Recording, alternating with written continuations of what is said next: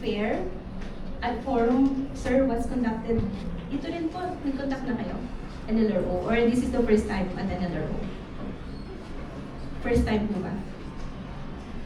First time. Okay. So we also had our procurement opportunities fair for BSP North Luzon Regional Office back sa Batak po last year. That was in November. So but that was, syempre ang in-invite po namin mostly were prospective suppliers of BSP Batak and nearby branches. So baka malamang marami sa inyo din nakapag-attend. But some of you I saw nag-raise ng hands sa likod. Sir, what company? May we know? Solid business. Solid business. Okay, so welcome po. Ma'am, may we know what company you're from? Ma'am, will construct enterprise. Will Construct. Okay. Sige. So let's proceed. Today I am tasked to present to you the 2025 Annual Procurement Plan of BSP NLRO, BSP Dagupan, and BSP San Fernando La Union branch. So,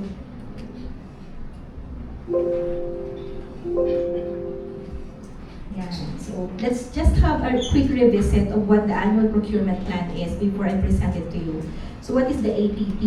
It is a document that contains all planned procurement of a procuring entity, or the PE for short, which they intend to undertake within the fiscal year. So ito po yung mga bibilhin, pinaplanong bibilhin ng mga procuring entities within 2025. Your procuring entities that we are referring to right now are BSP NLRO, BSP Dagupan, and BSP San Fernando La Union branches. So the APP shall be consistent with the procuring entities approved budget. So it shall be based on that and approved by the head of the procuring entity. And in this case po, the APP has been approved by the Governor of the Bangko Sentral ng Pilipinas. Okay?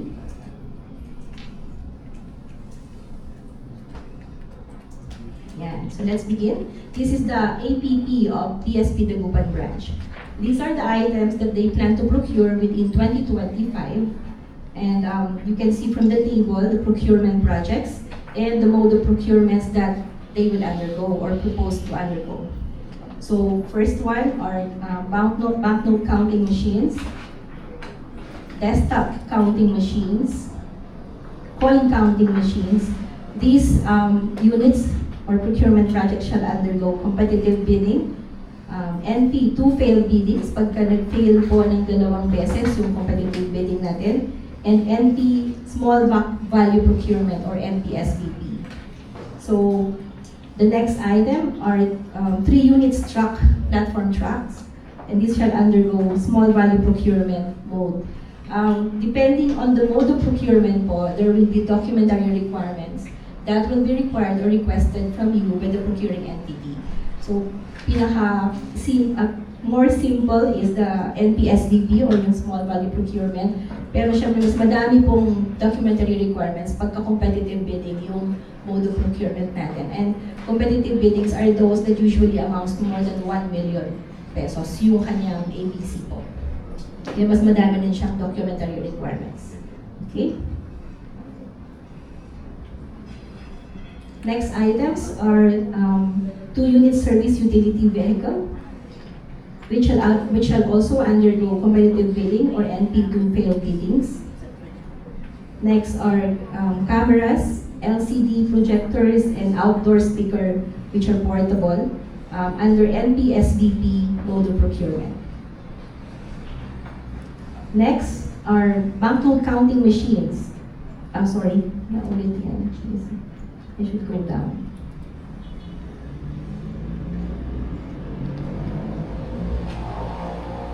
Yeah, okay. Next units are table, foldable, chairs which are also foldable, pop-up counters, and magazine rack displays, which shall undergo small value procurement. Next items are weighing scales, storage room. Before I proceed, yung weighing scale shall undergo NPSVP. The storage room of the BSP Dagupan branch shall undergo competitive bidding or NP 2 failed biddings. because it's more than 1 million yung kanyang approved budget for that. Next items are regular office supplies and various building supplies, which shall undergo agency to agency or shopping or NPSBP. Okay, next items. Okay. So we're done with the Okay. annual procurement plan of PSP Luguban branch. Okay, so those are their items for procurement this year. Let's go to the annual procurement plan of BSP San Fernando La Union branch. So the items, the following items shall undergo small value procurement. So first one are, before I proceed, may I ask the back secretariat if we can provide, because I see some of them taking pictures of the slides, if we can provide a hard copy of this, para they have an idea already. Okay, so we'll just provide you hard copies for printouts. You don't need to take pictures of the slides. Okay po. Okay, so the units are portable black bag closers, photocopying machine, task chair, and digital display LED wall clocks. So these items shall undergo NPSBP mode of procurement.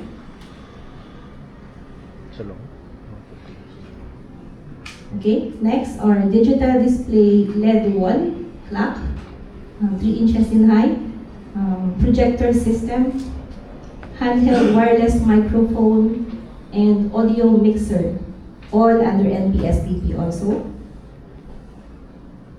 Next are speakers, equalizer, microphone stand, format video mixer and switcher, all under NPSBP also.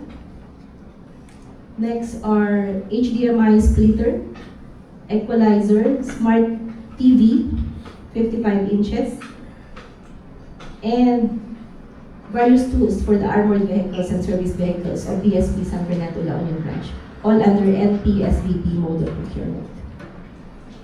Next items are 3 units PC monitors, service vehicles, a van,